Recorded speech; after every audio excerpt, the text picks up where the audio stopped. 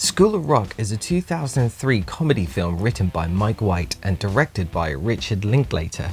The film tells the story of Dewey Finn, played by comedian and musician Jack Black, a struggling rock guitarist who is kicked out of his band and ends up disguising himself as a substitute teacher at the prestigious prep school Horace Green. After witnessing the musical talent of his students in their classical music lesson, Dewey shrewdly forms a band of 5th graders to attempt to win an upcoming Battle of the Bands competition to pay off his rent. It's a roller coaster ride of rock and roll, featuring a soundtrack of thumping classic rock songs from bands throughout the ages and a coming-of-age film with a few underlying morals. Dewey imprints on his students such as always put your money where your mouth is and impart your wisdom onto others, and be comfortable in your own skin. School of Rock was one of those movies you couldn't help enjoy or laugh at. The morals, the comedy, awesome soundtrack that made you want to pick up your air guitar and raise your goblet to rock. So let's plug in those guitars, crank the volume to 11 and rock out to these 10 amazing facts you didn't know about School of Rock. Number 10. Jack Black changes his hair depending on which character he's playing. During the course of the film, Black switches the part in his hair from the left to the right, depending on whether he's being Dewey or playing Ned. It's funny that I've never noticed this crazy trivial Easter egg until researching the movie, but you can clearly see in many clips throughout the film when Jack Black plays Dewey, his hair is to the left, and then Ned Schneebly, it's on the right. Number 9. The School of Rock Reunion. On August 29, 2013, a 10th anniversary screening of the film was held in Austin, Texas at the Paramount Theater. Those in attendance included director Richard Linklater, Jack Black, Mike White, Miranda Cosgrove, and the rest of the young cast members, except for Cole Hawkins, who played Leonard. The event, hosted by the Austin Film Society and Cirrus Logic, included a red carpet, full cast and crew Q&A after the screening, where the now grown child stars discussed their current pursuits in life, and a VIP after-party performance by the School of Rock band, which School of Rock, The Legend of the Rent, Step Off, and It's a Long Way to the Top If You Want to Rock and Roll were played. It looked like an amazing event to be part of and a real treat for those hardcore School of Rock fans. Number 8. The title change. The original screenplay was called The School of Rock, and it was later shortened to School of Rock. However, the opening credits had already been designed and partially shown in theaters with the word "the" in the title. Director Richard Linklater decided not to digitally remove the extra word from the credits. You can clearly see this in the very opening intro to the film with the neon sign saying The School of Rock. Although the title changed, I still feel many people, including myself, use the title The School of Rock on occasion. Personally, I don't think it really makes that much difference to the film, and it's something that you don't really notice unless really pointed out. Number 7. The movie was originally a musical. A DVD bonus feature reveals that the movie was originally going to be a musical, which is ironic that almost 18 years later the film had now been adapted into a Broadway hit.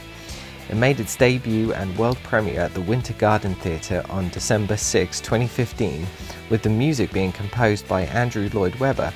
The musical, featuring lyrics from Glenn Slater, had made its way to many different countries around the world, including the UK. The musical additionally went on to have a TV adaptation in 2016 on Nickelodeon.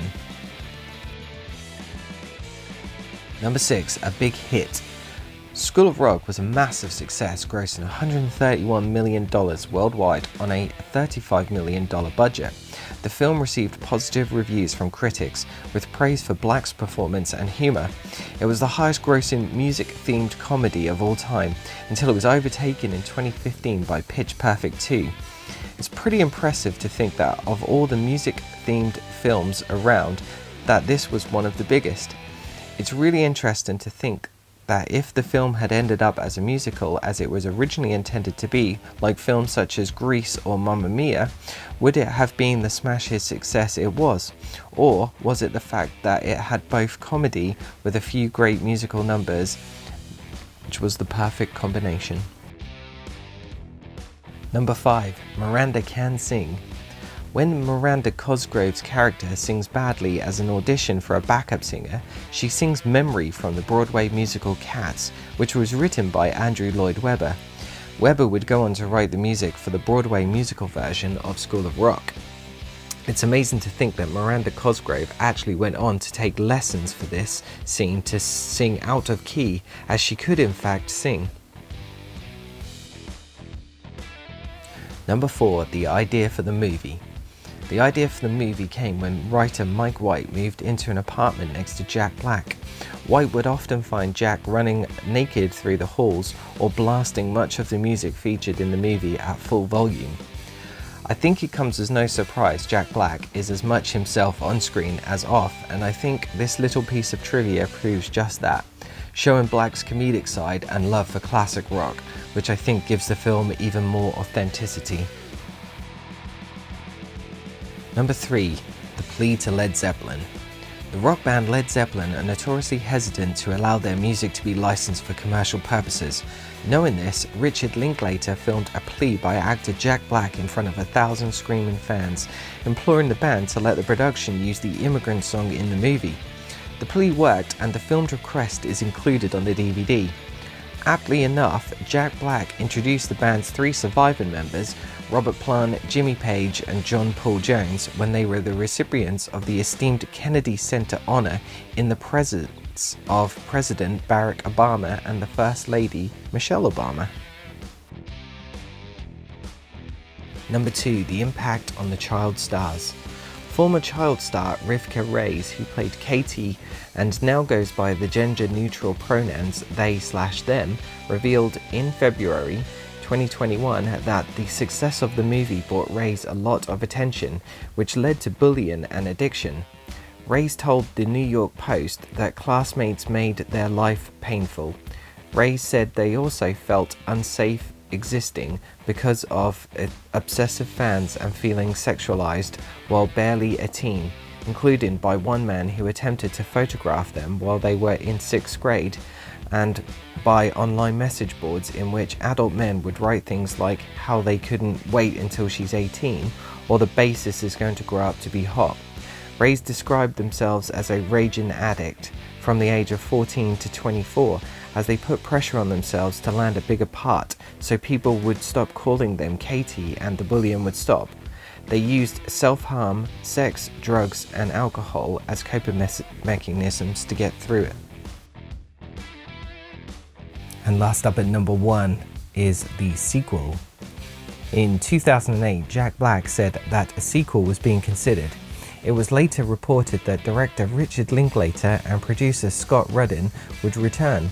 Mike White was returning as screenwriter for the sequel, titled School of Rock 2: America Rocks, which picks up with Finn leading a group of summer school students on a cross-country field trip that delves into the history of rock and roll. In 2012, Black stated that he believed the sequel was unlikely, saying, "I tried really hard to get all the pieces together. I wouldn't want to do it without the original writer and director, and we never all got together and saw eye to eye on what the script would be. It was not meant to be, unfortunately, but added never say never." For me, I feel that this movie goes down as a classic standalone movie. I would love to see a sequel with all the cast members return, maybe instead reuniting after all these years later as adults for a cause. But the logistics of cast plus getting a decent enough script picked up by the original writers appears to be a big task. If it's anything like some of these modern reboots or sequels coming out, then I'd rather them leave the image of this movie as a modern day classic. Thanks for watching everyone. Make sure you hit that subscribe button, give the video a like and leave some comments in the comment section below on any other amazing facts you didn't know about School of Rock for us to read and hear about. See you next time.